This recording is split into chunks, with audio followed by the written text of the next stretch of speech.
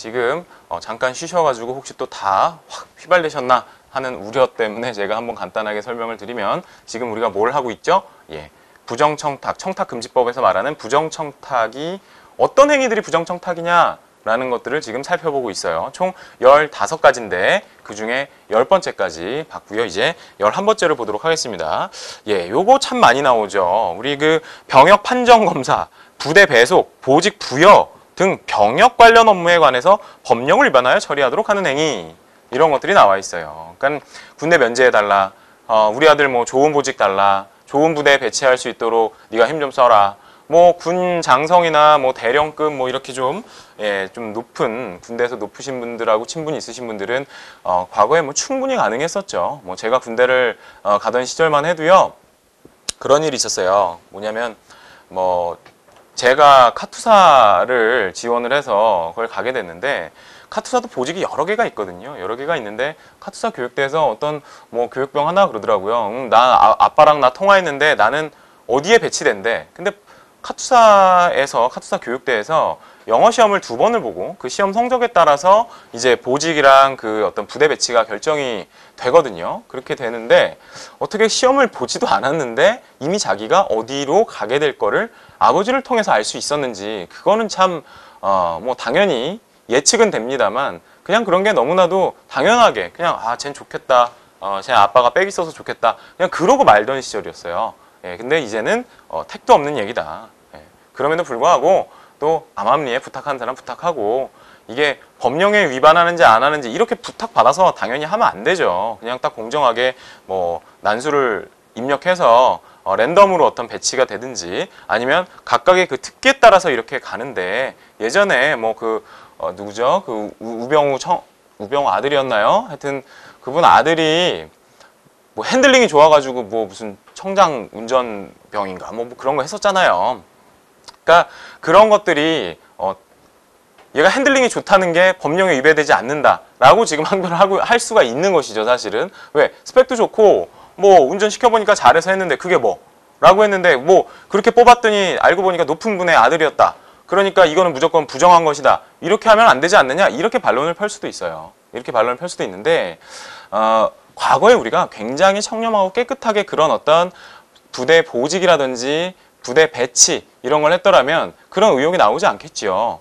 그렇죠. 그래서 그런 사회가 된 다음부터는 그 뒤에 어느 공직자, 고위 공직자의 자식들이 그렇게 혜택을 본다고 하더라도 저거는 어떤 부정한 의혹을 제기할 수는 없고, 그냥 쟤는 운이 참 좋은 애네, 아버지도 잘 만났고 랜덤으로 어떻게 저렇게 또 좋은 보직까지 받았네 라고 하는 인식이 더 많아질 때까지는 이 법이 계속 적용이 돼서 사회의 어떤 문화 풍토 이런 것들을 바꿔야 될 거라고 생각이 듭니다.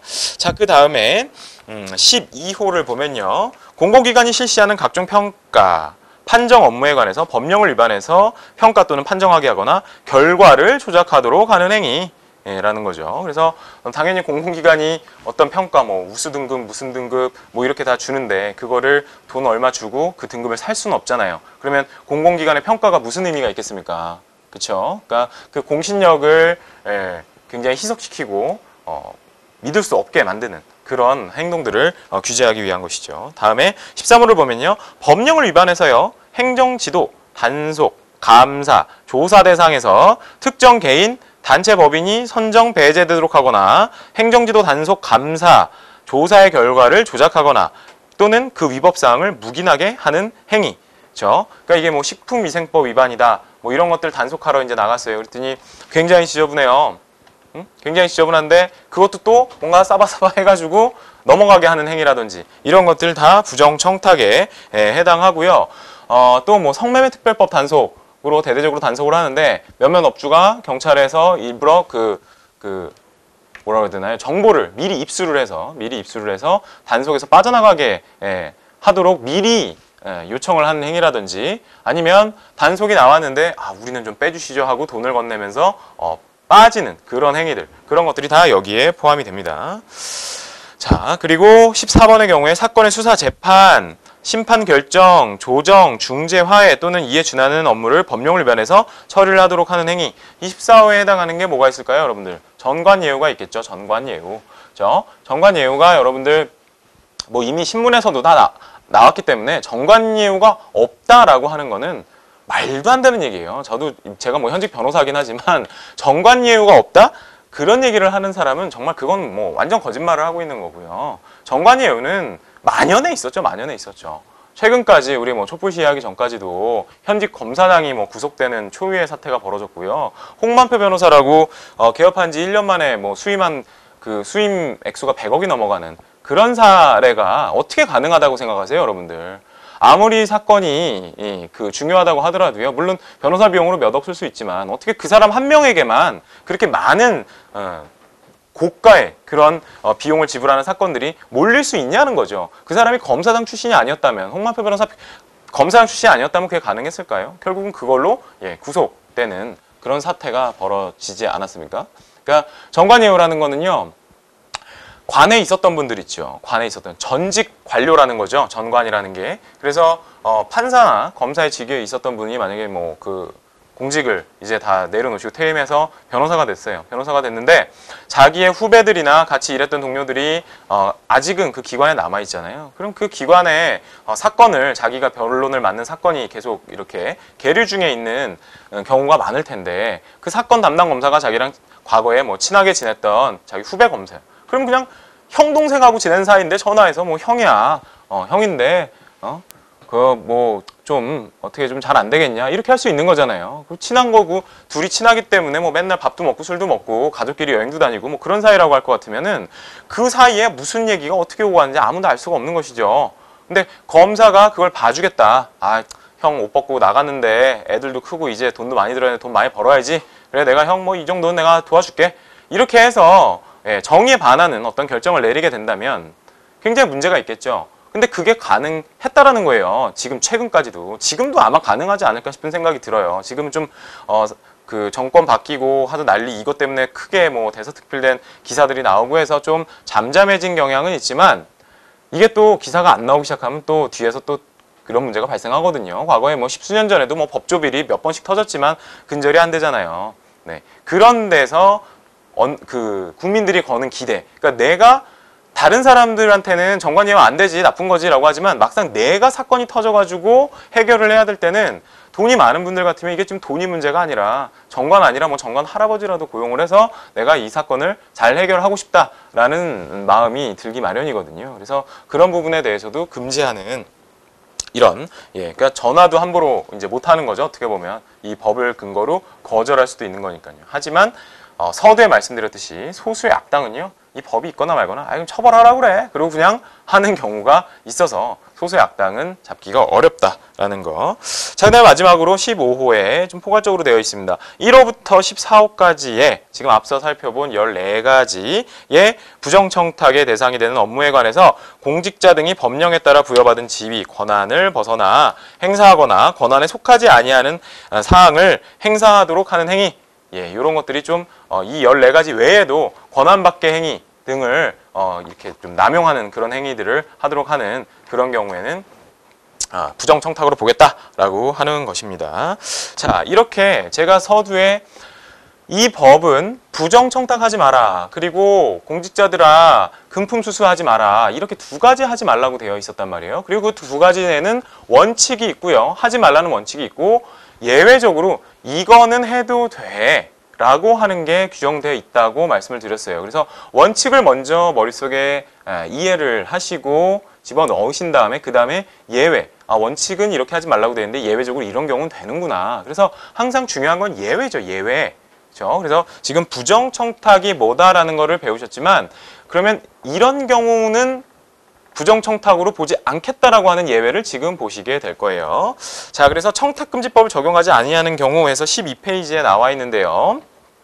이렇게 나와 있습니다. 뭐 여기에 여러분들이 뭐 이 법을 다 찾아보실 필요는 없어요. 뭐 청원법, 민원사무 처리에 관한 법률, 행정절차법 쭉 이렇게 나와 있는데요. 이러한 어떤 법령을 근거로 공무원에게 이 법 개정해 주세요, 뭐 폐지해 주세요, 뭐 새로 만들어 주세요 하는 건의를 할 수가 있잖아요. 일반 국민들이. 그쵸? 이거 너무 부당해요. 뭐 나 이거 이 법 때문에 죽겠어요. 이런 거 이렇게 좀 개정해 주세요.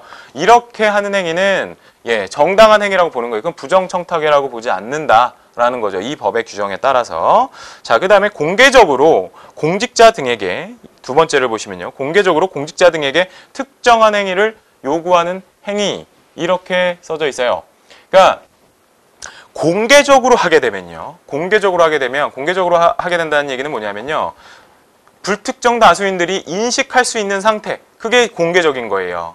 그러니까 뭐 사람들이 이렇게 많은 데서 예를 들어서 뭐 학생들이나 아니면 어떤 뭐 세미나실 이런 데 쭉 있는데 어떤 뭐 공직자가 나와서 강연을 했어요. 그리고 어떤 뭐 Q&A를 받는 과정에서 뭔가 이런 것 좀 해주시면 안 돼요? 라고 할 수 있잖아요. 다 공개되어 있는 상황에서. 그런 경우는 그게 부정청탁으로 보지 않겠다라고 하는 거예요. 왜냐하면 부정청탁을 금지하는 이유는 뭐냐면 뒤에서 은밀하게 이루어지는 어떤 부정한 행동 이런 것들을 금지하고자 하는 거거든요. 공개적으로 그렇게 하게 됐는데 부정한 청탁을 했다고 해서 그거를 바로 뭐 처벌하거나 하지는 않겠다는 것이죠. 자, 그 다음에 또 공개적인 경우 어느 경우가 있냐면요. 인터넷 게시판 있잖아요. 그 각 공공기관마다 Q&A 내지 뭐 FAQ 해가지고 그 게시글을 쓸 수 있도록 되어 있는 곳이 있어요. 그런 곳에다가 그냥 써놓으면 누구나 다 그 게시글을 읽을 수 있게 그렇게 써놨다면 그런 경우에는 공개적으로 어떤 청탁을 한 것이기 때문에 특정한 행위를 요구하는 행위는 문제가 되지 않는다라는 거고요. 이 3호 부분을 보시면요. 선출직 공직자, 정당, 시민단체 등이 공익적인 목적으로 제3자의 고충민원을 전달하거나 법령 기준의 제정, 개정, 폐지 또는 정책, 사업, 제도 및 그 운영 등의 개선에 관해서 제안, 건의하는 행위라고 되어 있는데요. 이 3호 때문에 과거에 신문기사가 한번 잘못 나간 적이 있어요. 신문기사가 어떻게 나갔냐면 국회의원이 선출직 공무원이잖아요. 선출직 공무원이라는 거는 선거에 의해서 공무원의 신분을 갖게 되는 그걸 말하는데 국회의원은 여기에 예외 사유에 들어가 있으니까 청탁금지법 적용 대상이 아닌 거 아니냐라고 하는 그런 기사가 나왔었는데 그거는 오보고요. 국회의원도 원칙이 뭐예요? 공직자 등에 해당하잖아요. 앞에 보면은 그 공공기관에 국회가 들어가 있거든요. 그래서 국회의원 당연히 공직자 등에 해당해요. 그래서 그분들이 부정청탁을 받거나 금품을 수수하게 되면 이 법의 적용 대상이 당연히 되는 것이죠. 그런데 왜 그런 기사가 나갔느냐 하면 여기서 선출직 공직자들은 뭔가 건의하고 제안하는 이런 행위를 하더라도 그거는 부정청탁으로 보지 않겠다라고 했어요.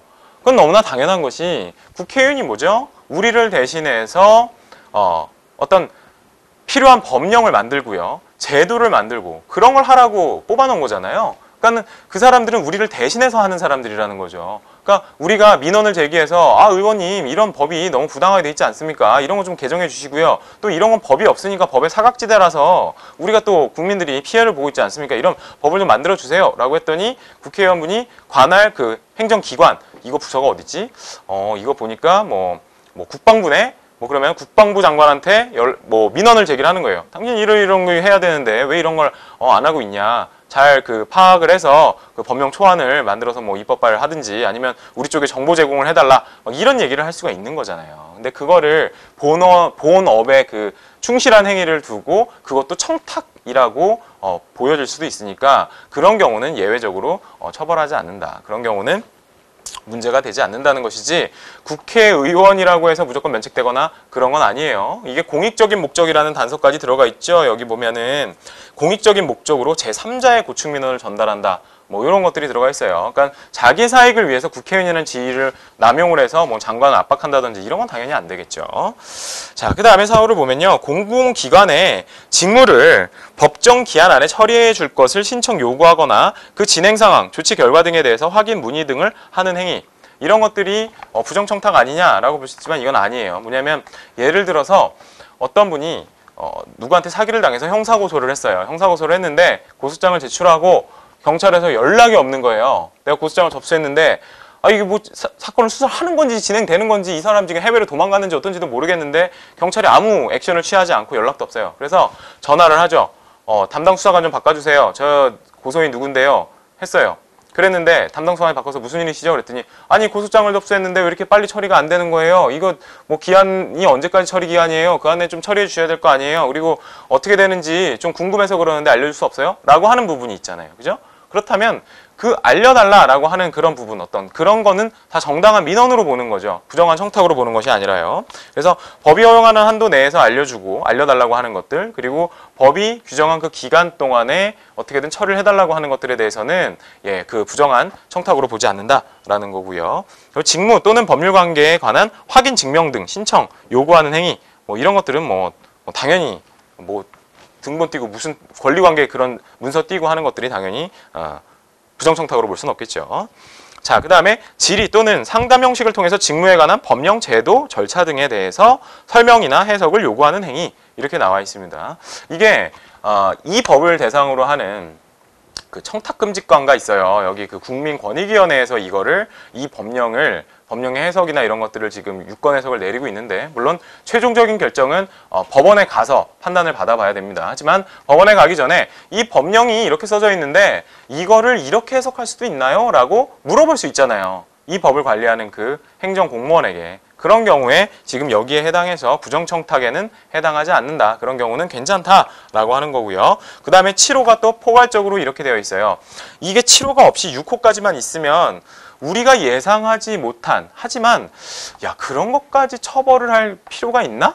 라는 생각이 드는 그런 사례들이 있을 수 있잖아요. 그래서 그런 부분을 그런 사각지대를 메꾸고자 좀 포괄적인 예외 사유가 있는데요. 그 밖에 사회상규에 위배되지 아니하는 것으로 인정되는 행위 라고 되어 있는 것이 있어요. 그래서 이 부분이 나중에 금품 등 수수의 금지 부분에서도 같은 규정이 있는데요. 여러분들은 이렇게 6가지 예외 사유가 있고 한 가지 또 포괄적인 사유상규에 위배되지 않는 행위는 괜찮구나.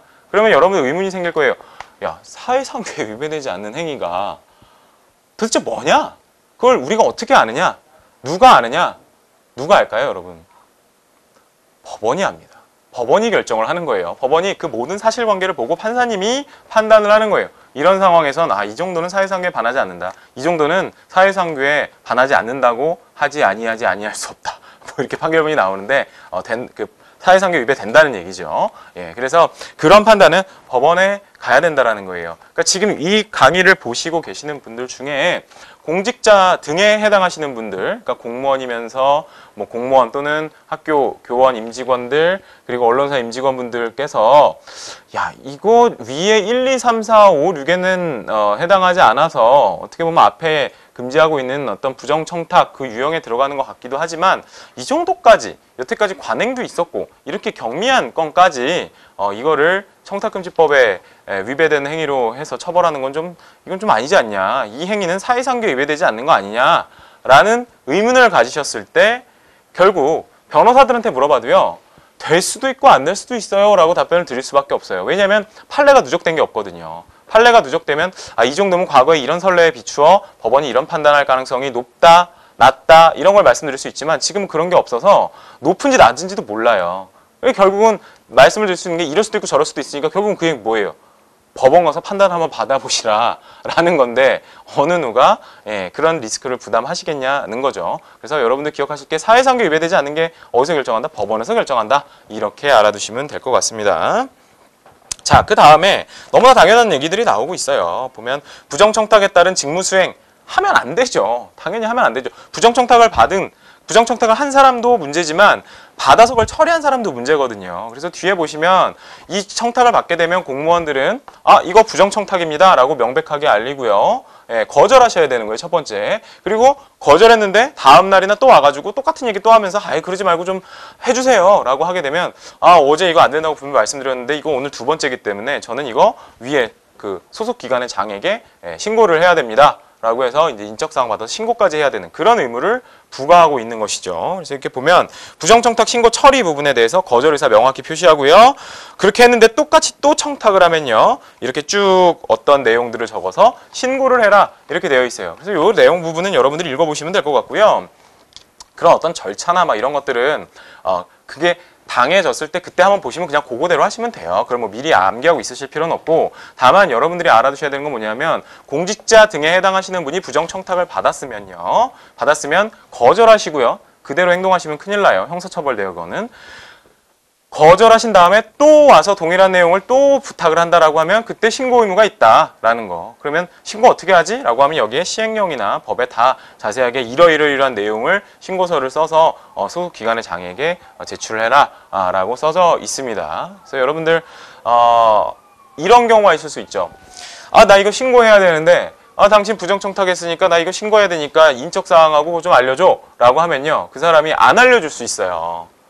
안 알려줄 수 있으면 나는 신고를 해야 되는데 이 칸에 보면 그 사람이 누군지, 부정청탁을 한 사람이 누군지 이렇게 여기다 적도록 되어 있는데 나는 그 정보가 없어갖고 못 적는 경우가 생기잖아요. 그래서 팁을 하나 드리자면, 부정청탁임을 알리기 전에요, 딱 들으시면 아시잖아요, 이거 부정청탁인지 아닌지. 그쪽 관할 그 공무원이시면은. 그럼 일단 아무 얘기하지 마시고 예, 저기 성함이 어떻게 되시죠? 이렇게 물어보시는 거예요. 그러면 그분이 뭐 혹시나 처리 주려고 그러나? 그러고서 이제 이름을 얘기할 거 아니에요. 저기 전화번호 좀 알려주세요. 휴대전화번호. 그러면 일단 특정이 돼요. 그 휴대전화번호랑 이름이랑, 이거 본인 명의 휴대전화예요? 라고 물어보시고, 뭐 남의 명의일 수도 있잖아요. 그죠? 그래서 그렇게 하시고 주소까지, 어디 사시죠? 하고 이렇게 주소까지 적어놓은 다음에, 그 다음에 사실은 이게 제가 지금 보니까 무슨 뜻인지는 알겠는데요, 이게 우리 적용 법상 그렇게 처리를 해드릴 수가 없게 되어 있어요. 법에 보면 이러이러한 경우에는 해서는 안 된다고 되어 있는데 지금 그걸 해달라고 하시는 거거든요. 그러니까 그분이 또 뭐 그러지 말고 해달라 그래도 이건 안 됩니다 라고 명확하게 거절을 하는 거예요. 그래서 이제 돌려보내시는 거죠. 그러고 나서는 야, 내가 이거 명백하게 거절했다라는 사실을 어떻게 입증을 하지?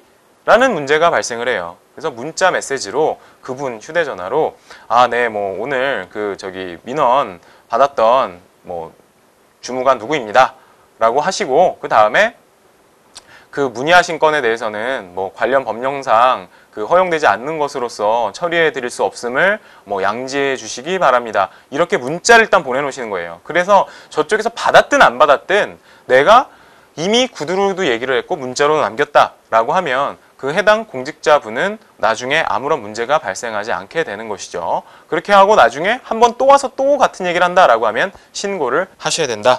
예, 이렇게 나와 있어요. 그래서 여기 13페이지 보면 부정청탁의 신고 방법 등에서 이렇게 쭉 나와 있거든요. 그래서 한번 이런 거를 그냥 쭉 한번 보시면 돼요. 신고를, 그럼 소속기관의 장이 또 신고를 받으면 어떻게 처리해야 되는지도 내용들이 쭉 나와 있거든요. 그래서 이게 중요한 내용은 아니에요. 이게 별로 중요한 내용은 아니고요. 물론 이 강의를 보시는 소속 기관의 장이신 분들은 이 부분을 한번 쭉 읽어보시면 되는데, 이거는 설명할 내용이 아니에요. 왜 그러냐면 뭐 사람 이름 써라, 뭐 주소 써라, 무슨 내용, 일시, 장소가 어땠고 도대체 청탁한 내용이 뭔지 써라, 그리고 뭐를 몇 부 첨부해라, 뭐 이런 내용들이거든요. 그래서 이거는 제가 설명드리는 게 아니라 그냥 거기 마치 사용설명서 나와 있듯이 그 법이나 시행령을 한번 읽어보시면 되는 그런 문제가 됩니다. 그래서 신고 등 뭐 그렇게 처리하면 된다라는 것들을 알아두시면 되고요. 그렇게 해서 이게 15, 16, 17페이지까지 이제 쭉 설명이 나와 있어요. 쭉 설명이 나와 있어서 여러분들이 한번 이렇게 천천히 읽어보시면 되는데, 여기서 한 가지 조금만 짚어드릴 부분은 뭐냐면요, 만약에 이제 감독기관이나 그런 어떤 상위 기관에서 이런 부정청탁 관련해서 이제 인지를 하게 될 수 있잖아요. 그러면 이거를 고발 조치할 수 있도록 법이 규정을 하고 있어요. 그러니까 그냥 내부적으로 그냥 말아 뭐 알았어 하고 넘어가는 게 아니라 잘했어, 뭐 거절하고 잘했네 할 게 아니라 그 부정청탁을 했잖아요. 그 부정청탁을 한 사람을 딱 보고 이 사람 부정청탁했네, 이 법에서 금지하는 행위를 했네, 이거 어디다 고발해야 되겠다, 뭐 경찰이든 검찰이든 그렇게 할 수 있도록 되어 있다는 것이죠. 그리고 여기와 관련해서 여러분들이 한 가지 꼭 기억을 하셔야 되는 부분이 있어요. 지금 이제 부정청탁이 뭐다라는 거 설명을 드렸고, 그 예외 사유가 뭐다라는 거 드렸고요. 공직자 등이 부정청탁을 받았을 때 어떻게 행동을 해야 되는지도 설명을 드렸어요. 그런데 법에서요, 부정청탁이라고 규정도 했고 하지 말라고 규정도 되어 있지만 처벌은 하지 않는 행위 유형이 딱 하나가 있어요. 그게 뭐냐면요, 여러분 기억하셔야 돼요. 이해 당사자가 본인이 직접 부정한 청탁을 하는 경우가 있을 수 있어요. 남의 일을 대신해서 하면 안 돼요. 그러니까 회사의 직원이 내 회사를 위해서 하는 거, 이건 남의 일이에요. 내 회사 대표이사라고 하더라도 남의 일이에요. 법인과 거기에 소속된 임직원은 전혀 별개이기 때문에 회사를 위해서 하는 행위는 다 남의 행위예요. 근데 only 나의 행위, 나의 이해관계를 위해서 해당 공무원을 만나서 부정한 청탁을 한 행위, 그거는 그렇게 부정청탁하지 마세요라고 규정은 되어 있지만 하더라도요 처벌하는 규정을 두지 않았어요. 그럼 이거 입법의 불비 아니야? 왜 부정청탁 금지하는데 오히려 이해 당사자인 애가 직접 와서 하면 그게 더 나쁜 거 아니야? 그러니까 걔는 꼭 처벌해야 되는 거 아니야? 이렇게 생각하실 분도 있겠지만 왜 그게 빠졌냐 하면요. 예를 들어서 설명을 드릴게요. 그래야 이해가 빠르실 것 같아요. 어떤 할아버지께서 노후에 그냥 전원주택을 지어서 살고자 그냥 뭐 한 꽤 오래전에 땅을 이제 사놓으셨어요. 근데 그 당시에 살 때 그 땅이 건물을 지을 수 있는, 집을 지어서 살 수 있는 땅이라는 거라고 생각을 했는데 나중에 알고 보니까 거기는 집을 지을 수 없는 건축 허가가 나오지 않는 그런 류의 땅이었던 것이죠.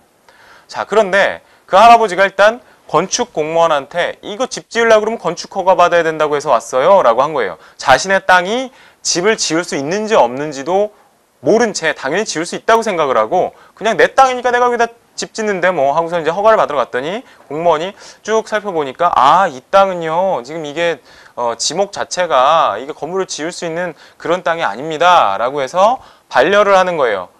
뭐냐면 건축 허가를 내어드릴 수 없어요 라고 했더니 그때서는 이제 알았죠. 이게 건축 허가가 나지 않는 땅이라는 걸 할아버지가 아시고 난 다음에 갑자기 이런 얘기를 합니다. 그러지 말고 내가 살면 얼마나 산다고 나 다 자네 같은 아들이 있는 사람이야. 그러지 말고 그냥 도장 한번 찍어줘 라고 얘기를 했어요. 그럼 여러분 그게 그냥 정당한 청탁일까요? 부정한 청탁일까요? 당연히 부정한 청탁이죠. 건축법에서 허용할 수 없는, 그죠? 그럼 관련 법령에서 허용하지 않는 행위를 공무원한테 해달라고, 법령에 위배해서 해달라고 하는 거잖아요. 물론 이야기의 맥락을 보면 그냥 구수하게 어떤 아버지뻘 되시는 할아버지의 부탁에 불과해요. 그냥 한국 사회에서 얼마든지 그렇게 얘기할 수 있는 것처럼 보이기는 해요. 하지만 법을 따지고 들어가면 엄밀하게 따지면 당연히 법령 위반 행위를 청탁하는 그런 행위가 되는 것이죠. 자, 그런 경우에 이 할아버지 부정한 청탁하지 말라고 했으니까 처벌을 한다 라고 하면 여러분 입장을 바꿔놓고 생각을 해볼까요? 여러분들 변호사도 법에 대해서 다 모릅니다. 판사, 검사 법에 대해서 다 몰라요.